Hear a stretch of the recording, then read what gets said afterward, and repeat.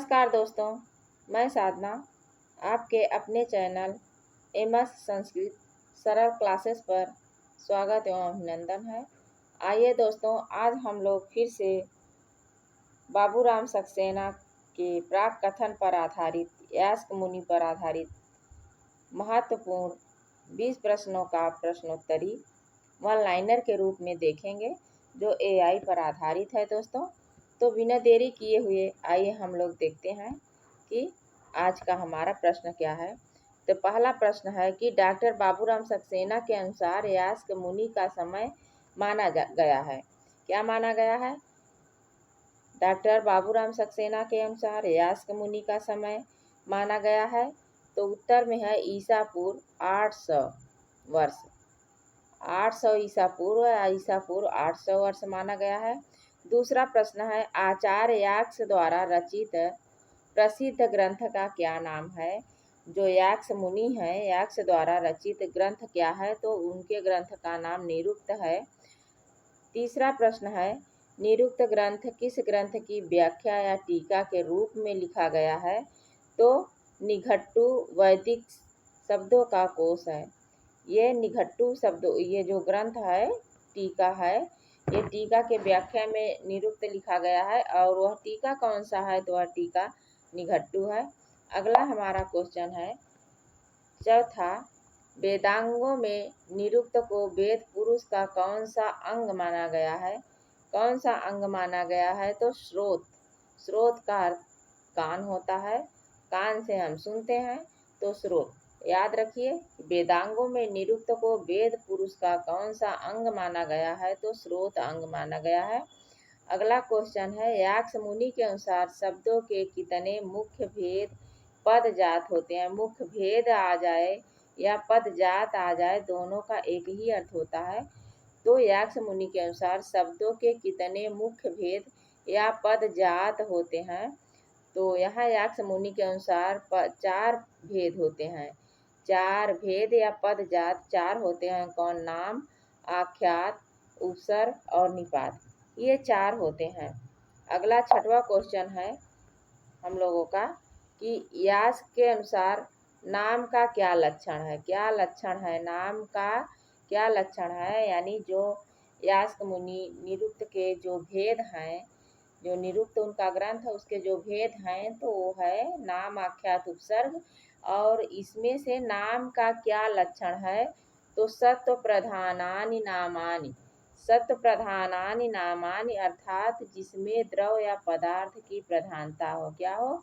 द्रव और पदार्थ की प्रधानता हो, उसे सत्व प्रधानानि नामानि नाम का लक्षण बताया गया है। अगला क्वेश्चन है कि यास्क मुनि के अनुसार आख्यात, आख्यात को क्रिया भी कहते हैं, आख्यात का क्या लक्षण है? तो उत्तर में है भाव प्रधानाम आख्यात, अर्थात जिसमें क्रिया या भाव की प्रधानता हो। भाव और क्रिया को एक ही माना गया है। तो यास्क मुनि के अनुसार या जो आख्यात है वह भाव प्रधानम आख्यातम, अर्थात जिसमें क्रिया या भाव की प्रधानता हो, वह क्या है? आख्यात है। अगला क्वेश्चन है कि आचार्य यास्क ने कितने भाव विकार, षड भाव विकार माने हैं? कितने भाव विकार माने हैं? तो उत्तर में हमारा आ जाएगा षड भाव विकार। षड भाव विकार का षड भाव यहाँ से आचार्य यास्क ने कितने भाव विकार माने हैं? उत्तर है 6। 6 कौन कौन से हैं? जायते अस्ति, विपरिमणमते, वर्धते, अपक्षीयते, विनश्यति। जायते अस्ति, विपरिणमते, वर्धते, अपक्षीयते, विनश्यति। उसके बाद अगला क्वेश्चन है षड भाव विकार का सिद्धांत यास्क ने किस आचार्य के मत के रूप में वर्णित किया है? क्या किया है? आचार्य ने किसके मत के अनुसार, ये जो है किसके मत के अनुसार, यानी षड विकार जो भाव है, षड विकार, यह किसके सिद्धांत के मत से उद्धृत किया है तो आचार वार्ष्याणी जो हैं उनके मत के अनुसार षड्विकार सिद्धांत को उद्धृत किया है। 10वां क्वेश्चन है सभी नाम को संज्ञा भी कहते हैं, इसीलिए सभी नाम धातु से उत्पन्न होते हैं। इस सिद्धांत के समर्थक कौन है?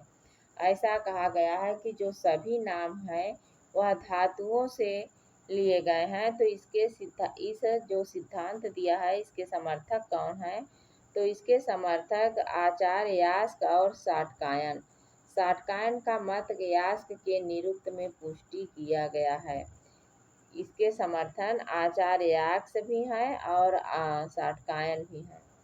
अगला क्वेश्चन 11 नंबर का क्वेश्चन है दोस्तों कि किस आचार का मत था कि सभी नाम धातुज नहीं होते, अर्थात कुछ शब्द रूढ़ भी होते हैं।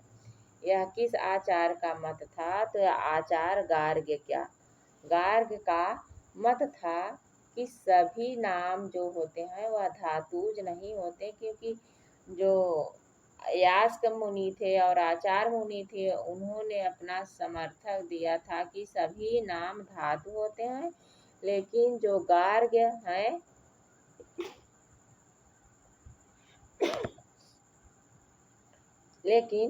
गार्ग्य हैं उन्होंने कहा कि सभी नाम धातुज नहीं होते, कुछ रूढ़ भी होते हैं।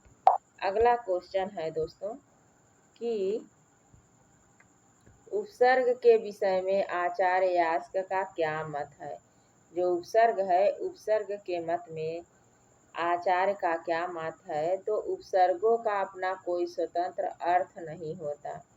इनका मत है, यास्क मुनि का मत है कि उपसर्गों का अपना कोई स्वतंत्र अर्थ नहीं होता, वे नाम और आख्यात के साथ जुड़कर अर्थ प्रकट करते हैं। नाम और आख्यात के साथ जुड़कर अपना जो होता है अर्थ प्रकट कर देते हैं। अगला है कि उपसर्गों के स्वतंत्र अर्थ न होने का सिद्धांत यास्क ने किस आचार के मत के रूप में प्रस्तुत किया है?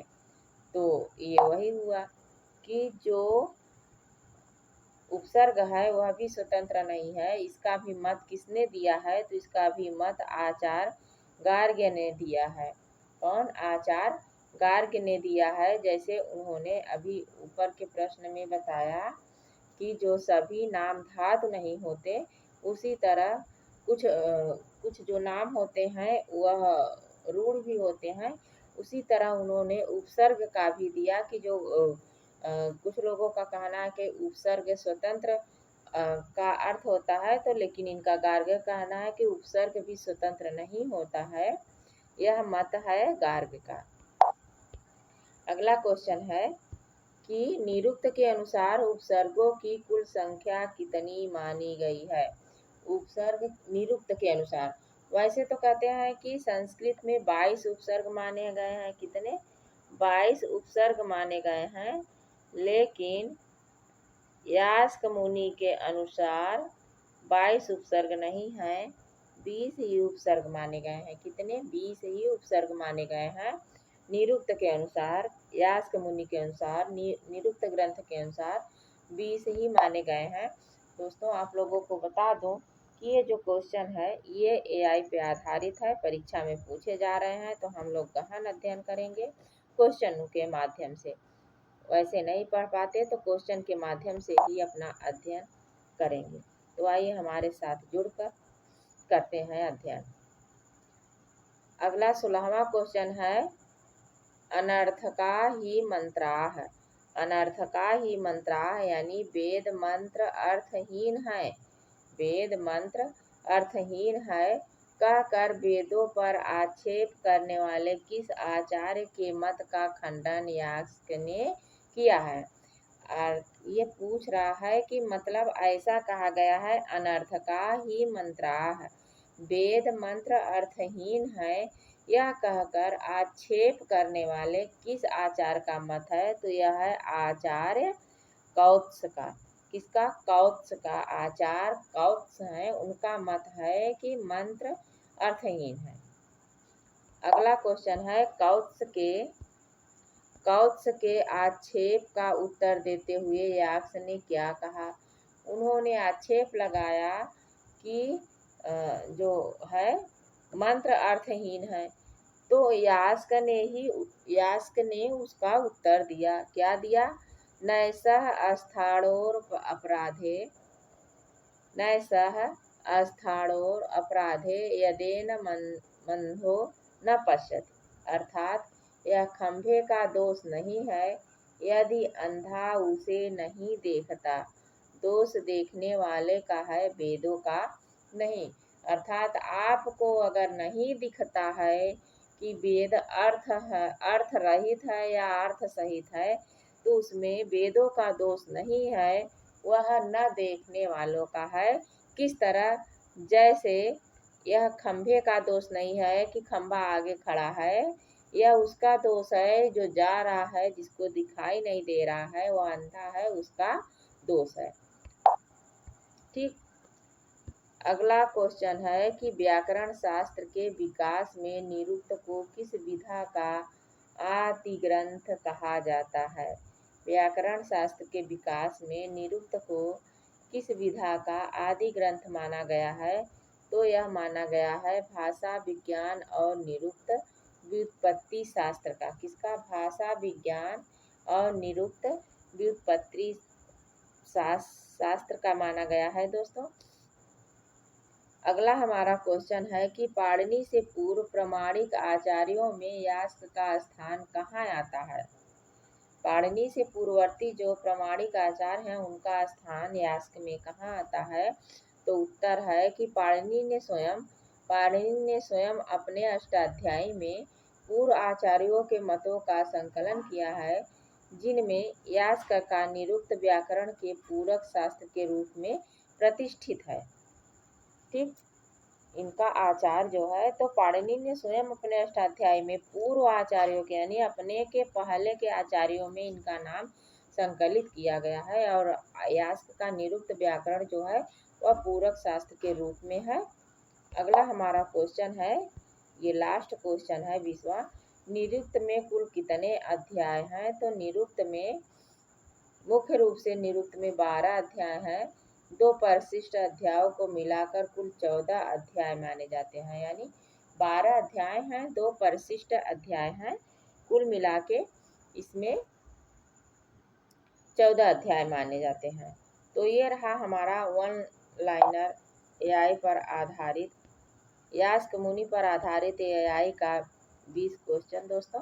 तो अगर ये वीडियो आप लोगों को अच्छा लगा हो तो लाइक करिए, शेयर करिए, कमेंट करिए और चैनल को सब्सक्राइब करिए दोस्तों।